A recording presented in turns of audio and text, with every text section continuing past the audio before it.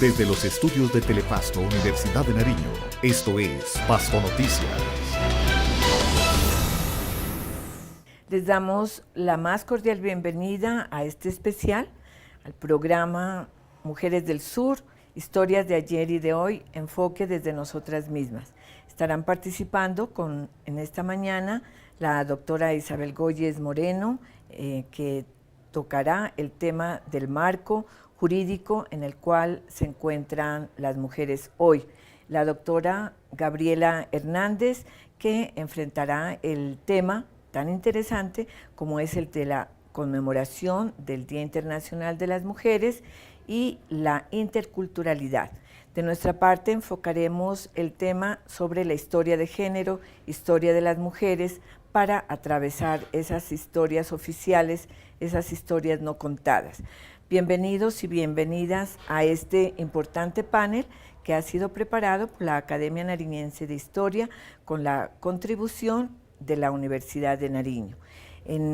Agradecemos también la vinculación y se estará transmitiendo a través de Canal Claro 930, Legon Telecomunicaciones, Canal 70, Telepasto, Mirada Sur, Señal Abierta, Canal 32, y los invitamos a seguirnos en YouTube, Panel Mujeres del Sur, Udenar Digital, Panel Mujeres del Sur, Facebook Live, Panel Mujeres del Sur. Empezamos entonces este importante panel de reflexión con la doctora Isabel Góyez Moreno. Le damos la bienvenida y ¿qué nos puede decir respecto a ese marco jurídico de las mujeres hoy en Colombia? Bueno, buenos días, muchas gracias por esta invitación. Yo quisiera comenzar aclarando un aspecto. Primero, que el 8 de marzo realmente no es un día de fiesta. Este es un día de conmemoración. Y lo que conmemoramos las mujeres en todo el mundo son las luchas que se han librado a través de muchas centurias para conquistar derechos y que nos permiten hoy, en el siglo XXI, tener algún listado de derechos humanos de las mujeres, es decir, expresamente que nuestros derechos hayan sido reconocidos como derechos humanos. Y esta lucha no comenzó ayer, esta es una lucha de una vieja data. Podemos tener como primer referente la Declaración Universal de los Derechos del Hombre en 1789. La Revolución Francesa, al publicar esta declaración, que ha sido mostrada al mundo como la gran conquista, también fue denunciada en esos mismos años por una francesa, Olympe de Gouges, quien produjo la Declaración Universal de los Derechos de la Mujer, justamente porque en la Declaración Universal de los Derechos del Hombre las mujeres estábamos excluidas. ¿Y qué pedía Olympe de Gouges? Olympe de Gouges pedía sencillamente que nos reconocieran los mismos derechos que se habían consagrado para los hombres, pero también los mismos deberes, las idénticas obligaciones. Como respuesta a esta declaración de los derechos universales de las mujeres, esta francesa fue condenada a la horca, porque los revolucionarios franceses consideraron que había traicionado la causa de la revolución. Después de estos hechos, las mujeres siguieron reivindicando sus derechos y precisamente en el año de 1857, en los Estados Unidos, en la ciudad de Nueva York, se tiene conocimiento de la primera marcha de mujeres reivindicando derechos laborales. Las mujeres, ¿qué pedían? Pedían sencillamente igualdad de condiciones de trabajo que los hombres, las mismas jornadas laborales y los mismos salarios. Y estamos hablando de 1857, cuando las jornadas laborales oscilaban entre 12 y 16 horas. Sin embargo, las mujeres aspiraban al menos a esa jornada que tenían los hombres. Posteriormente, llegamos ya al siglo XX y en el año de 1911 hay un hecho muy grave que se da justamente un 8 de marzo en la ciudad de Nueva York, en una fábrica de camisas, donde se presentó un incendio cuyas causas nunca fueron esclarecidas, pero como producto de ese incendio murieron todas las trabajadoras que se encontraban en ese lugar, cuya cifra asciende a 123. También murieron algunos hombres, los trabajadores que estaban allí, cuyo número era mucho menor, algo así como 23 personas. Lo que sí fue claro es que la causa de la muerte se debió a que los dueños de la empresa dejaban con llave todas las salidas, todas las puertas, con el objetivo de evitar robos. Pero este cierre fue el que llevó a la muerte de todas estas personas.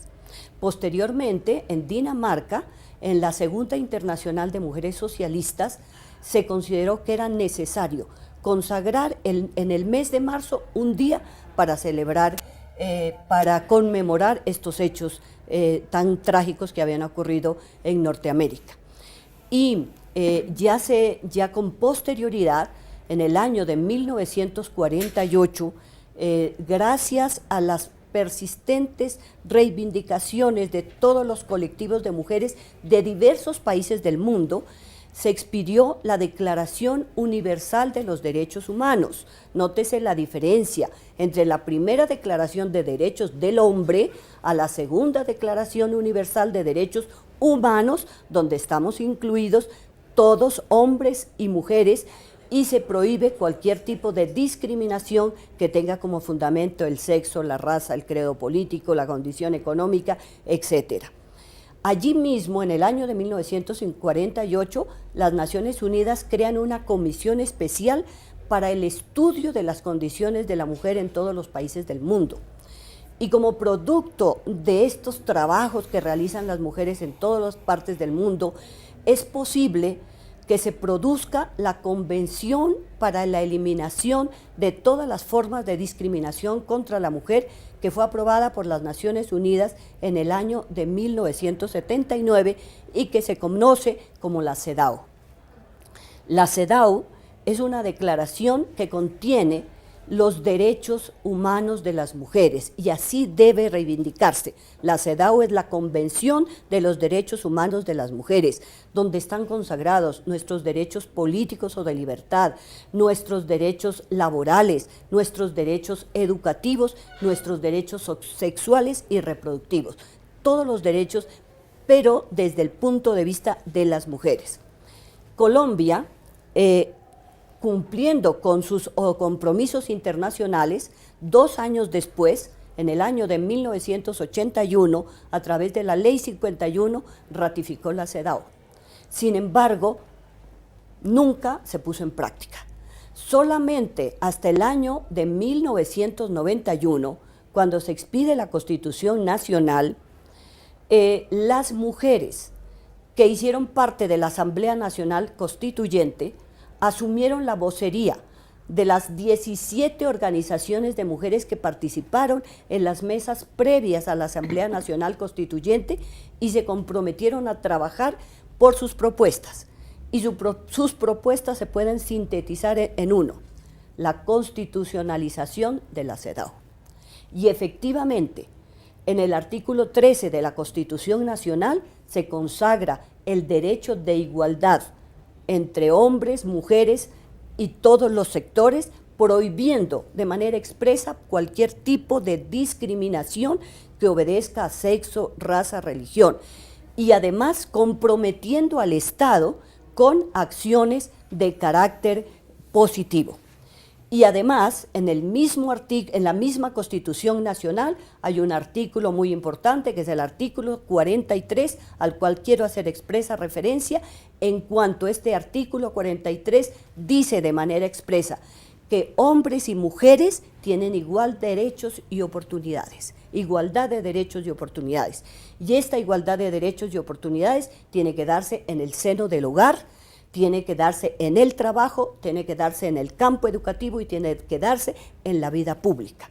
De manera que estamos hoy en un momento de conquista de derechos, pero los derechos consagrados teóricamente no pueden cambiar las realidades si no pasan por el empoderamiento que tenemos que hacer las mujeres de estos derechos para exigirlos en nuestra vida cotidiana. Si las mujeres no conocemos nuestros derechos y no los exigimos, serán simple y llanamente letra muerta. Agradecemos muchísimo la intervención de la académica y profesora universitaria Isabel Góyez Moreno y los invitamos a una especial pausa. Este contenido es publicitario. Artículo 10 de la Ley 680 de 2011, Circular número 30 de 2014, Autoridad Nacional de Televisión, ANTV.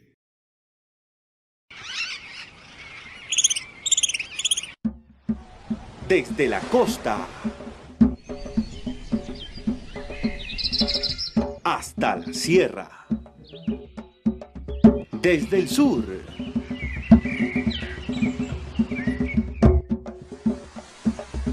hasta el norte, Corpo Nariño trabaja día a día por un Nariño sostenible. Corpo Nariño. Conservamos por naturaleza.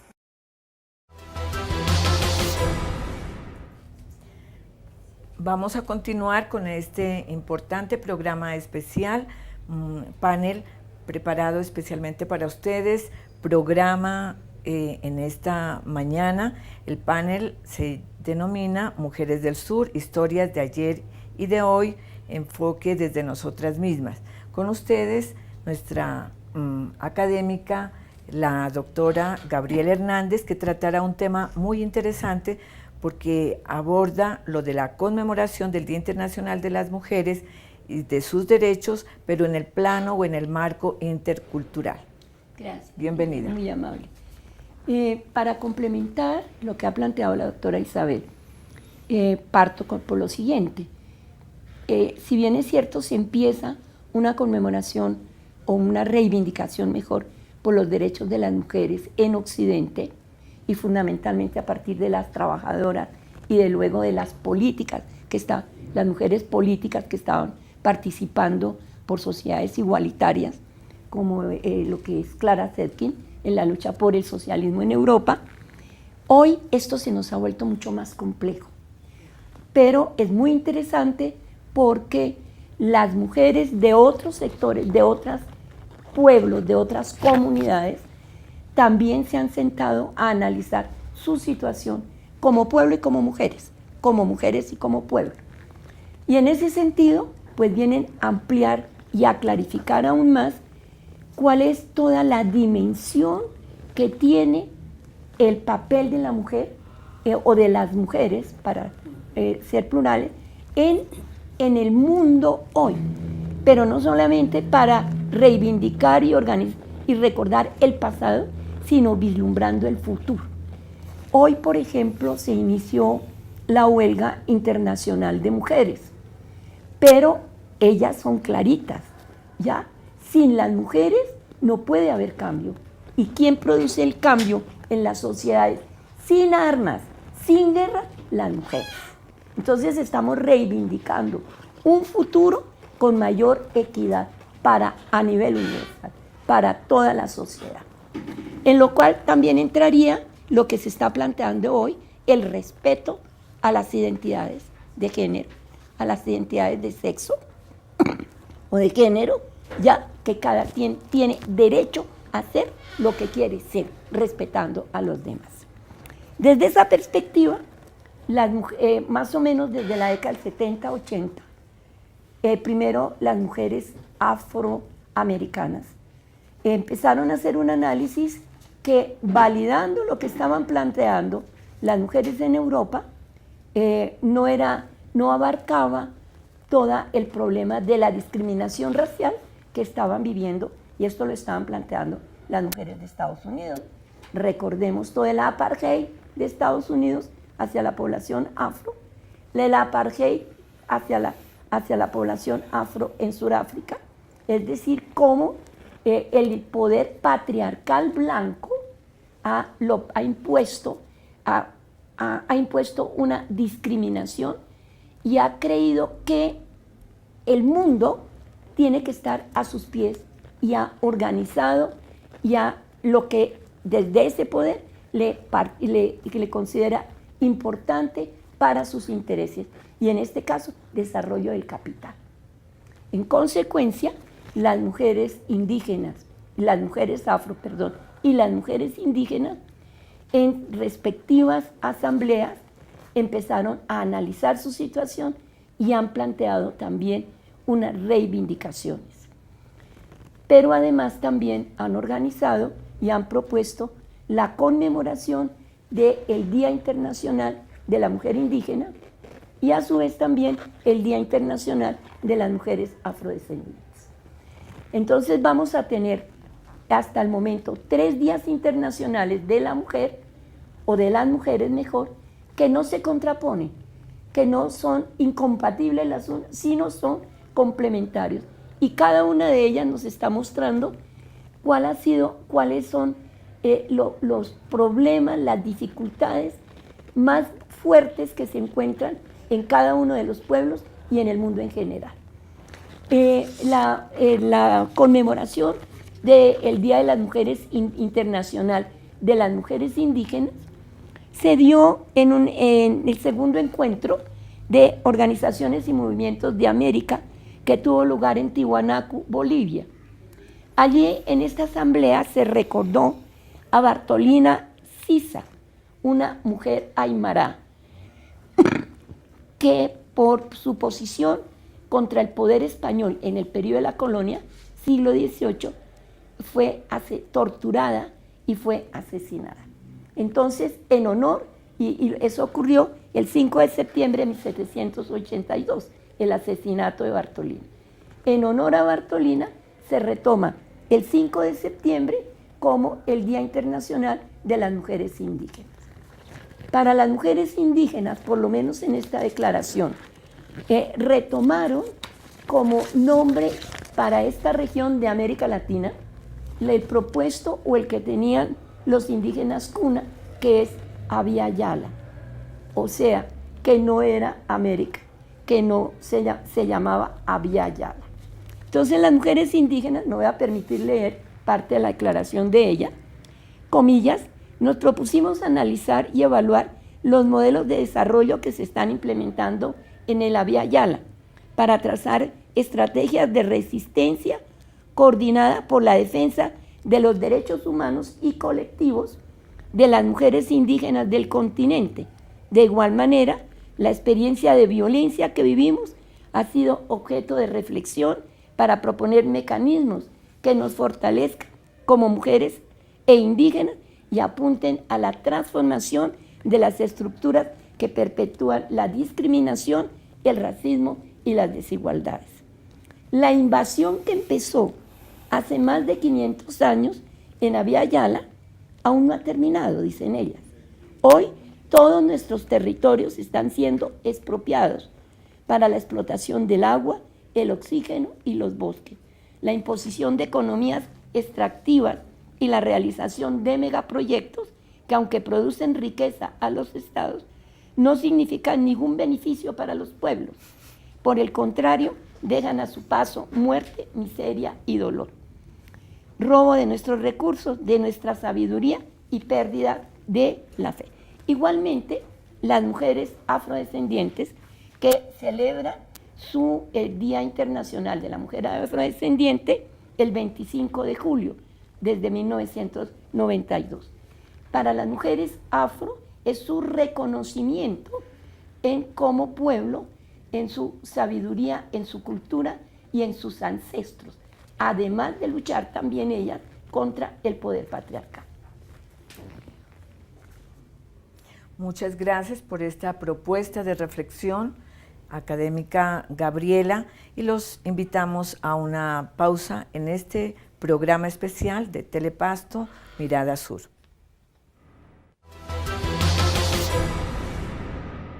Este contenido es publicitario. Artículo 10 de la Ley 680 de 2011, Circular número 30 de 2014, Autoridad Nacional de Televisión, ANTV.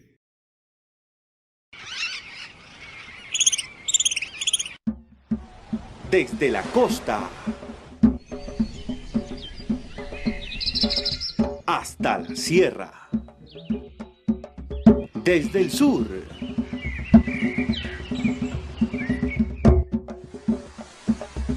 hasta el norte, Corpo Nariño trabaja día a día por un Nariño sostenible. Conservamos por naturaleza.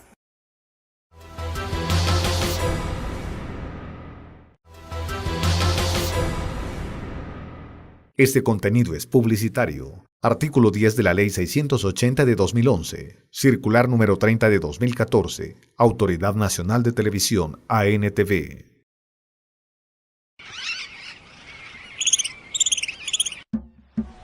Desde la costa hasta la sierra, desde el sur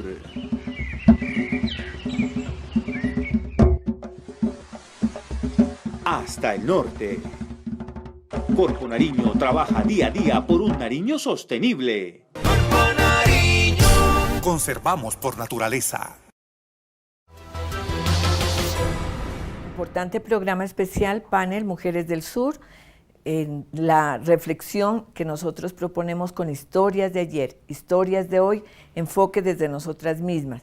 Lo que me corresponde es en este momento hacer la reflexión muy profunda sobre lo que ha significado la historia oficial que ha sido contada y mal contada solamente por los señores, donde el ego principal es el ego masculino y no nos han contado la historia completa, es decir, donde participan las mujeres de todos los tiempos y en todas las sociedades. Esta es una propuesta o un reto que nos corresponde a las mujeres de todos los sectores, no solamente a las intelectuales, el contar la historia al derecho, o sea, porque ha sido contada al revés y tenemos que rectificar esa historia mal contada, en la cual está invisibilizado el rol de las mujeres en todas las sociedades y en todos los momentos. Esta historia de las mujeres debería contarse como al derecho desde ese mismo momento, cuál es el de la primera cultura, las primeras mujeres. El primer culto es a la diosa madre, a la diosa de la fertilidad, es el primer culto a la vida. Ese es como el hilo conductor, porque somos portadoras de vida y tenemos que acudir a la defensa de la misma vida. La historia, en el caso del sur, que nos ha correspondido establecer y proponer, pero a través de una investigación científica, es decir, el trabajo que ha significado el trabajo de archivo y a través de todos los parlamentos y toda la historia oral, oculta, clandestina, subterránea, aquí en esta parte de Colombia, nos ha descubierto los verdaderos nombres de las indígenas que fueron cacicas ya durante la misma época de la colonia, es decir, que recupera el nombre de una lideresa, por ejemplo, Eugenia Ipuján, en Mayama, que es la que pelea por la causa de la propiedad o el acceso a la propiedad comunitaria de la tierra. Estamos en plena época colonial y ella interpone todos sus recursos en el siglo XVIII para tener un acceso igualitario o un acceso común a la tierra. De ahí que nos saltamos un poquito ya a comienzos del siglo XIX y encontramos a las lideresas con nombre propio, porque es a raíz de los expedientes cómo se recupera los nombres de estas mujeres que han sido antes anónimos o consideradas como en la clandestinidad. El nombre de Manuela Tarapuez Cumbal, que es una mujer joven, que es ella casada y tiene de oficio, es hilandera, trabaja en una hacienda cercana a Guaitarilla y ella en compañía de Francisca Aucuc deciden hacer un acto de desobediencia civil, que hoy lo podríamos interpretar con la nueva hermenéutica, y acuden a desobedecer la ley o la ley que aumentaba el cobro en el diezmo, porque venía a afectar no solamente a los hombres, sino a las mujeres, es decir, al hogar de los indígenas pastos en este momento, precisamente 1800. Y ellas acuden a la misa que se celebraba en Guaitarilla el 18 de mayo de 1800 y rompen arrebatan de manos del cura que estaba celebrando la misa, le arrebatan el documento y lo rompen. Ese es un acto de desobediencia civil, pero es decir, de no a la injusticia que se estaba perpetuando en ese momento. Ellas son las que van a hacer, y en la historia se considera y se contempla su papel como iniciadoras, porque van a desembocar en el movimiento en el que otras comuneras y otros comuneros van a insistir en el reclamo de la justicia en ese momento colonial. Luego, ya en el momento de la independencia, es lo que queremos llamar la atención aquí en el caso del sur, donde se ha malinterpretado su papel, porque tenemos que ver que en el caso de Pasto hay una división. Las mujeres durante el proceso de la independencia recuperan su rol político, porque pueden decidirse por qué causa política van a seguir, o sea, ya sea por la causa republicana, o sea, de la independencia, o la causa del regelismo, promonarquismo, es decir, eran conocidas como godas, por asumir esa posición política. En esta vía encontramos que las mujeres toman su posición y se deciden, pero aquí también hay mujeres voluntarias que son por la causa pro la independencia y se les llama gualumbas. Ellas dice que la historia tradicional cuenta que tenían como su sede de reunión en la casona de Taminango. Es en este punto donde ellas se encontraban. En la documentación no se encuentra el término de gualumbas, sino el de voluntarias. Voluntarias son también las que van tras el Ejército Libertador y son obligadas a detenerse en el punto denominado el Cerro Gordo o el Peñol por Bolívar, cuando él comandaba el ejército republicano en 1822, antes de la confrontación en Bomboná o Cariaco. Esto es muy interesante de ver que ellas están desempeñando papeles muy concretos y definidos en la independencia. Son espías, son rancheras, son las lavanderas, son las que llevan las comunicaciones, pero en el caso de Pasto nunca empuñaron las armas porque tienen una vocación pacifista, es decir, que siempre están a favor de la paz, están colaborando en la defensa de la ciudad, como les correspondió desde que se desata el conflicto o la guerra en sí por la independencia. Desde 1809 las encontramos en Funes, que son detenidas varias mujeres con sus crías, dice en los documentos, es decir, con sus hijos, porque ya están adoptando distintas posiciones políticas. Esto es lo que queremos resaltar, que el papel de la mujer en la independencia es muy concreto, es político y es social, pero que no se desconfigure en decirles que ellas hacían fiestas, en el caso de las patriotas, que hacían fiestas con los republicanos. Esto es lo que queremos afirmar y reconocer, y además la presencia de las mujeres heroínas en 1812, que traducen el papel de la solidaridad y de la no atención al enemigo o adversario, sino que asumen el gesto solidario para propiciar la fuga de los patriotas aquí detenidos en 1812. Les invitamos a una especial pausa en este programa del panel Mujeres del Sur, historias de ayer y de hoy, enfoque desde nosotras mismas.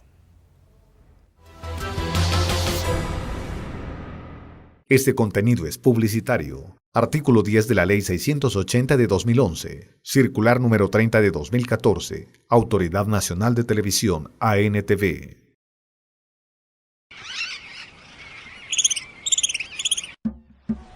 Desde la costa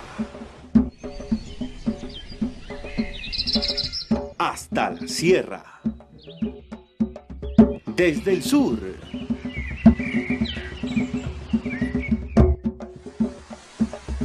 Hasta el norte. Corpo Nariño trabaja día a día por un Nariño sostenible. Conservamos por naturaleza.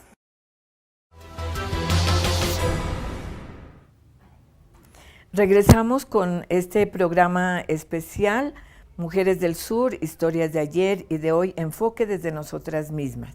Vamos a adelantar como un paneo para que cada una de las panelistas intervenga con afirmación de esa convocatoria que se hace a hombres y a mujeres para el posicionamiento de las mujeres hoy y también para invitar a los hombres y a las mujeres a construir esas historias desde abajo, esas historias de género, esas historias de mujeres desde nosotras mismas.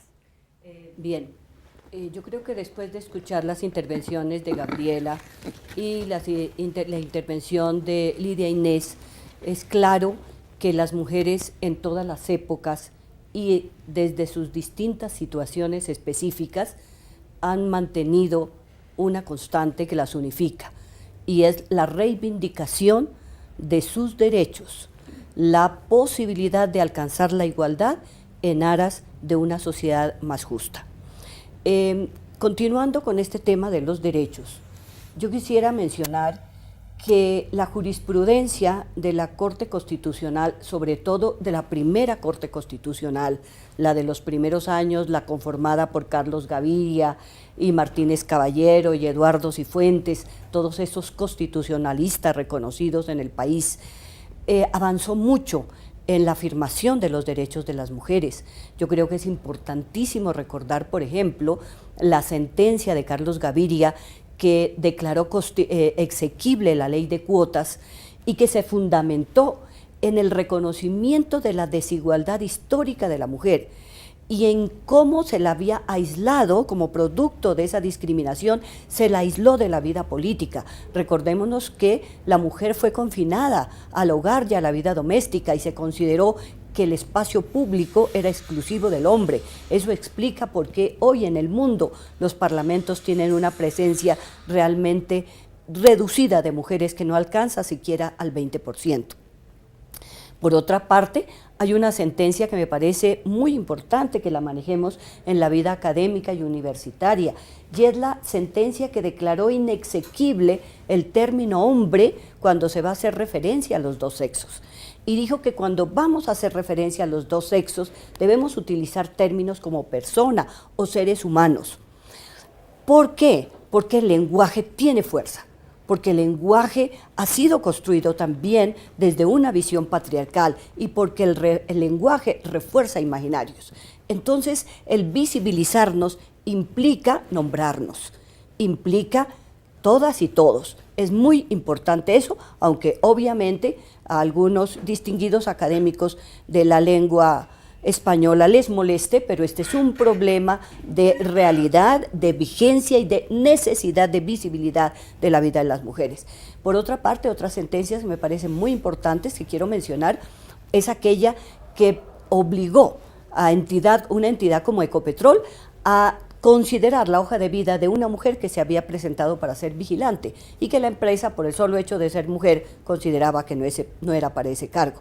O también la derogatoria de esas normas que prohibían el trabajo nocturno para mujeres. Estamos en otro momento muy importante. Y quiero también reivindicar que entre los objetivos para el desarrollo sostenible que fue aprobado recientemente por los países del mundo y que se trazaron unas metas al año 2030, 3 de esos objetivos y uno específico está comprometido con la igualdad de género, bajo la concepción de que sin la participación plena y efectiva de las mujeres en todos los espacios de la vida, no es posible realmente alcanzar un desarrollo sostenible. Si nosotros a esta coyuntura de derechos le sumamos nuestro compromiso frente a la consolidación y a la realización del acuerdo de paz, yo creo que queda claro la necesidad de conocer los derechos de las mujeres, empoderar a las mujeres de estos derechos y comprometerlas con una lucha que permita realmente rehacer ese tejido social que fue tan averiado por la guerra de tantos años. El Consejo de Seguridad de las Naciones Unidas, por medio de la resolución 1325 del año 2000, estableció que según la experiencia de todos los países del mundo que habían pactado la paz, solamente fue exitosa en aquellos países donde las mujeres asumieron liderazgo y se comprometieron seriamente con el cambio social. Por eso es que la consigna que hoy están agitando las mujeres en el mundo, de que este mundo no nos gusta y queremos cambiarlo, tiene mucha fuerza aquí entre nosotros también. Esta Colombia de los 60 años de guerra no nos gusta. Esta Colombia queremos cambiarla. Y para cambiarla necesitamos la participación decidida y activa de las mujeres. Y para eso yo creo que hay dos espacios muy importantes. El espacio de la educación, que comienza desde el hogar, que debe trasladarse a través de todo el sistema educativo y que debe llegar a la vida universitaria. Y en este punto quiero saludar como algo muy positivo la construcción de la política de género que se está adelantando en este momento al interior de la Universidad de Nariño, una iniciativa del rector que cuenta con la participación de las vicerrectoras, de las y los docentes, de la comunidad estudiantil, del sector de trabajadores, porque una política de género tiene que ser una política ampliamente participativa e incluyente. No puede haber un solo sector que esté por fuera de esta política.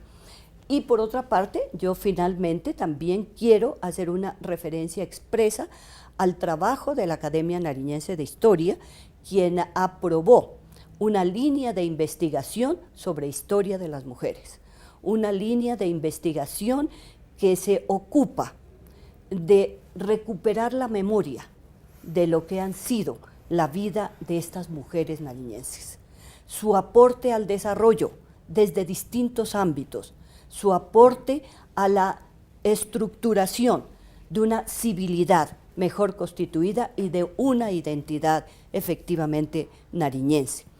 En ese sentido, ya se produjo el primer tomo de la historia de las mujeres de Nariño con dos secciones.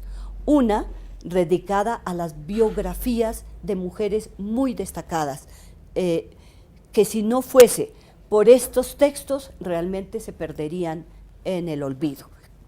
Y eso no debemos olvidar, es necesario recuperar estas memorias.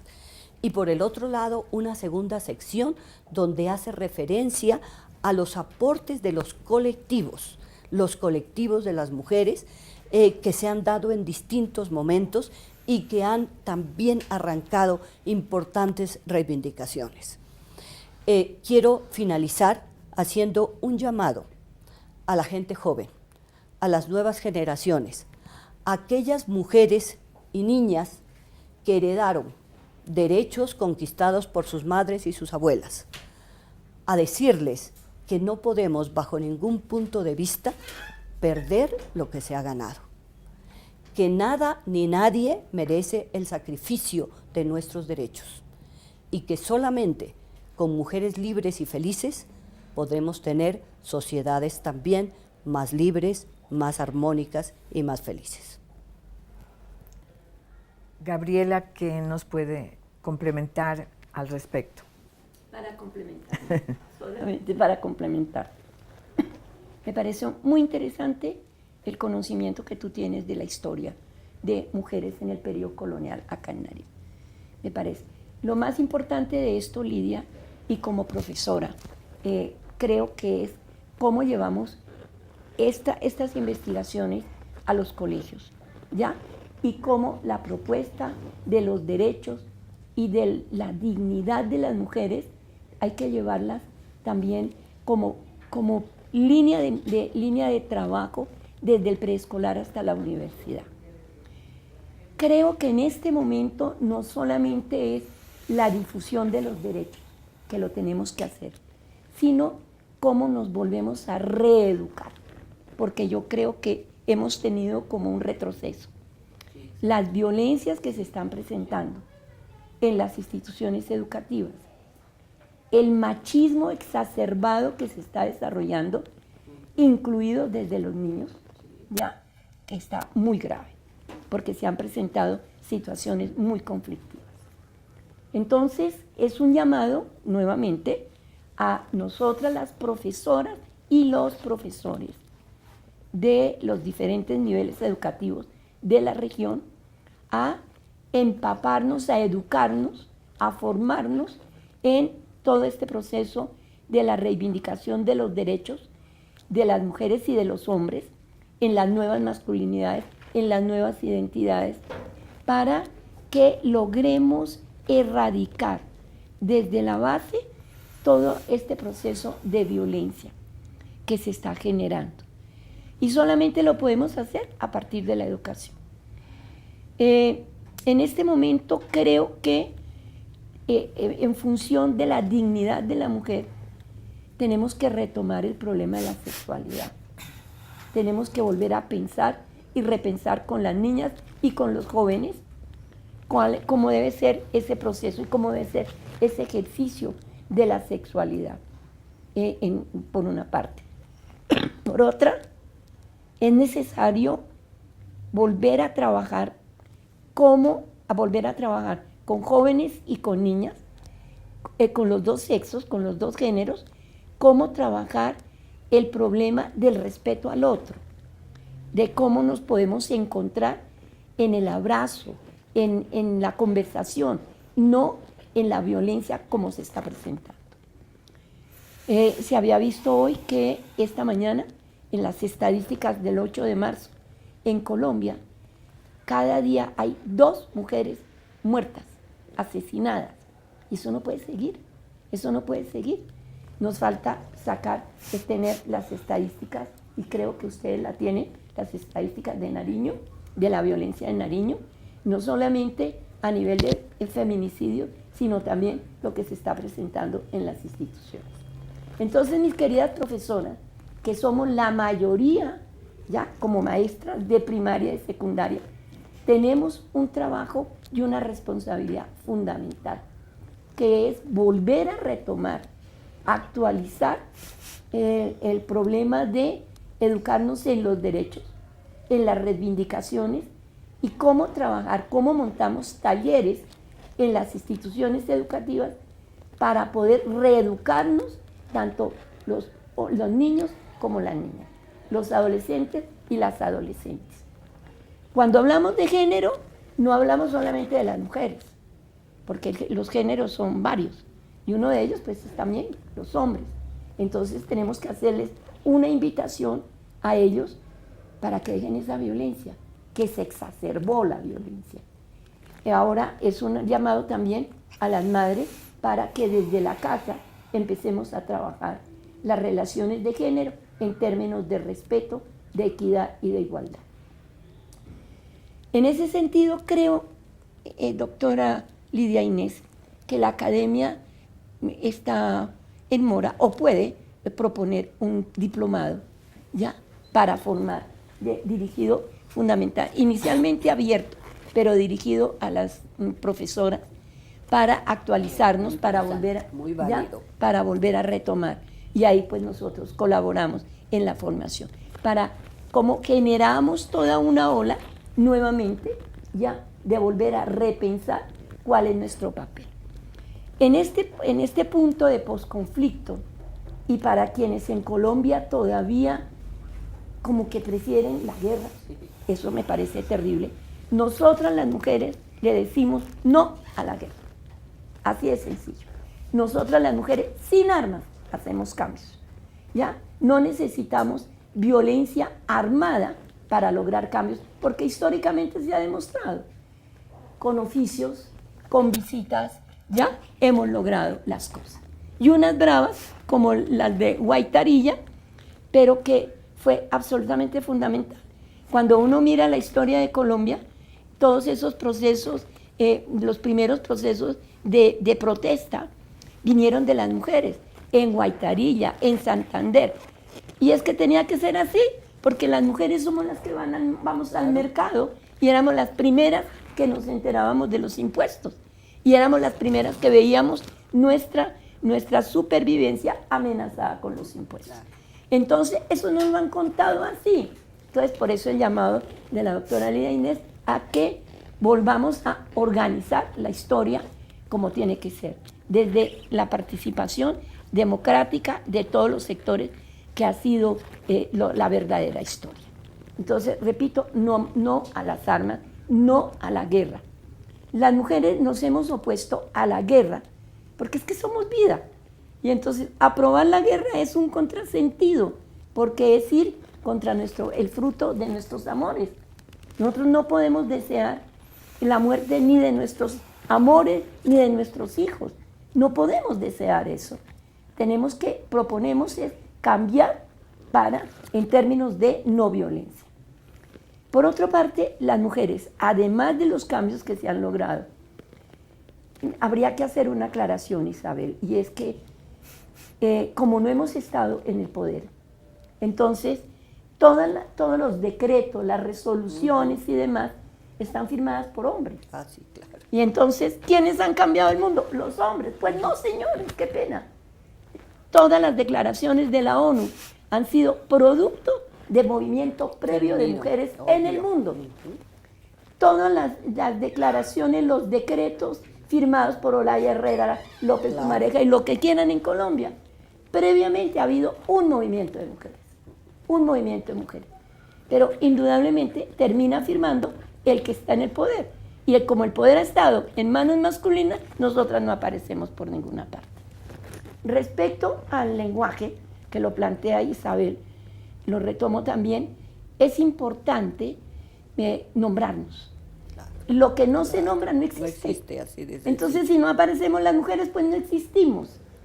Con el perdón de la Real Academia de la Lengua, ya que es bien patriarcal. Qué pena con no hay ellos. mujeres, además. No hay mujeres. Ya, de paso, le cierran el paso. Sí, claro. Entonces, ¿qué ocurre? No Y les para gusta, mis queridos profesores y profesoras, en la escritura tenemos que nombrar, aun cuando nos demoremos un poquito, las niñas, los niños y las profesoras y los profesores no reduzcan a una arroba, porque me molesta eso. O sea, ya no solamente no existimos, sino que nos volvieron arroba. Demorémonos un poquito. Al principio molesta, porque no estábamos acostumbrados, pero somos las mujeres, las niñas y los hombres. Dejo ahí. Muy bien. Jove de Bonafini, la presidenta del grupo de Madres de Plaza de Mayo de la Argentina, decía que las mujeres, como somos generadoras de vida, tenemos que defender la vida. Y decía a todas las mujeres colombianas y a todas las mujeres, cualquiera sea su condición o profesión, tenemos como ese deber de defender la vida.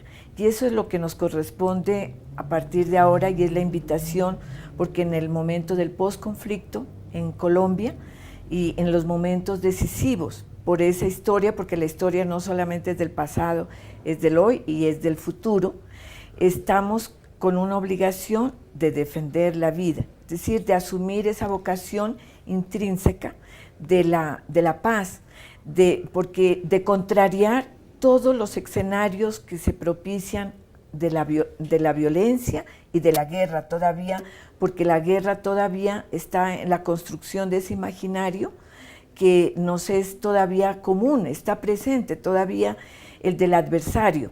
En todos los escenarios, ya sea en el académico, en el pueblo, en lo político, la violencia sutil es tan fuerte que nos impide vernos como seres humanos que intentamos sacar la cabeza a flote para ver un horizonte que no sea común, no que sea una particularidad de hombres o solo mujeres, sino es compartido, la paridad, el ser pareja.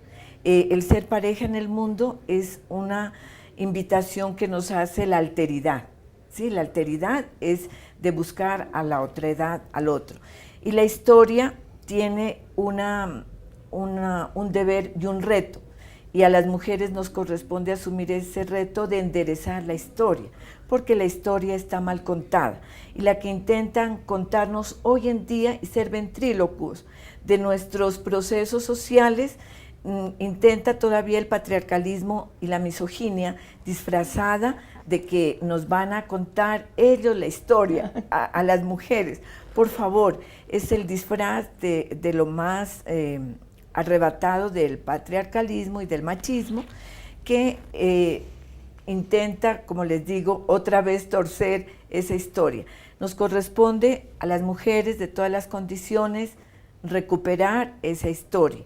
Desde todos los ámbitos podemos contribuir a construir la historia de las mujeres, la historia de género, es decir, enderezar la historia, porque en esos escenarios sociales todos participan, hombres y mujeres, niños y niñas, ancianos y ancianas, es decir, la historia no es el fruto de un héroe, de un militar, de un presidente, sino que la historia es el fruto de las acciones compartidas, es decir, de los pares y de los grupos. Esto es como el llamado para que todos reflexionemos sobre la historia que nos cuenta y la historia que debemos empezar a contar. Pero la historia que debemos empezar a contar es a partir de la investigación científica de esa misma historia, de acudir a los archivos, no solo a los documentales, sino también a los parlantes. Tenemos que escuchar esas historias de las mujeres en los pueblos indígenas, en las comunidades afro, para contar la historia al derecho. La Academia Nariñense de Historia tiene la línea de investigación, no es de repetir lo que otros ya dijeron, sino es de investigación, y es una investigación científica, la historia de las mujeres en Nariño. Ya se ha publicado un primer tomo y estamos por editar el segundo tomo, en el que tiene las dos partes. Primero, resaltar esos nombres invisibilizados de las mujeres que en distintos contextos y distintos procesos y en distintas épocas han aportado a la construcción de este sur en Colombia, y también lo de la participación en los procesos, en los contextos sociales, políticos, económicos, culturales, es decir, en esos ámbitos plurales, la participación de las mujeres que ha sido desconocida, invisibilizada, y que estamos reiterando que no necesitamos ventrílocos para que cuenten otros la historia que nosotros hemos vivido y que la seguiremos contando a partir de esta línea de investigación. Creo que ha sido este panel muy importante. Por las propuestas, por la hermenéutica que se ha propuesto en este momento, y también la epistemología, porque la forma de conocer es una forma de tener acceso a un conocimiento, al conocimiento de lo femenino y de lo masculino, pero en escenarios que son colectivos, y a partir de qué condiciones, o sea, de qué estrategias. Una estrategia es el marco jurídico, acudir porque existen las leyes y el marco jurídico que han sido fruto de las conquistas de las mujeres, en plural, porque estamos en las sociedades plurales, y aceptar lo diverso también, por supuesto.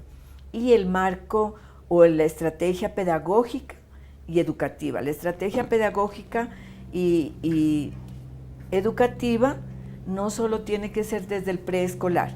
Yo participo que tiene que ser desde el vientre femenino, como decía y contaba Rigoberta Menchú, Premio Nobel de la Paz. Rigoberta Menchú dice que en la cultura de los maya quiché, a la que ella pertenece en Guatemala, es la que desde que tiene conciencia de estar embarazada, la mujer le empieza a educar a su bebé, ya sea hombre o mujer, en el conocimiento de la naturaleza y en el conocimiento de los roles históricos que va a desempeñar a lo largo de su vida. Es decir, desde el vientre materno tiene que ser la educación, la pedagogía, la nueva pedagogía para educarnos como seres humanos, ser hombre, ser mujer, ser diverso en toda esa realidad humana que nos ha correspondido vivir. Agradecimientos, entonces, muy especiales a las invitadas especiales en esta mañana, a la doctora Isabel Goyes Moreno. Ella es académica, pero es profesora de la Universidad de Nariño, y a Gabriela Hernández, que ella es también académica. A mucho honor, nos honra que pertenezcan a nuestra corporación y que es también profesora de la Universidad de Nariño. Nuestra participación en este panel, en esta mañana el panel Mujeres del Sur, Historias ayer y hoy, enfoque desde nosotras mismas, ha sido gracias a la vinculación y la invitación de la Universidad de Nariño, Telepasto, Mirada Sur y todas las entidades que se han vinculado, Canal Claro 930, Legon Telecomunicaciones, Canal 70, Telepasto, Mirada Sur, Señal Abierta, Canal 32.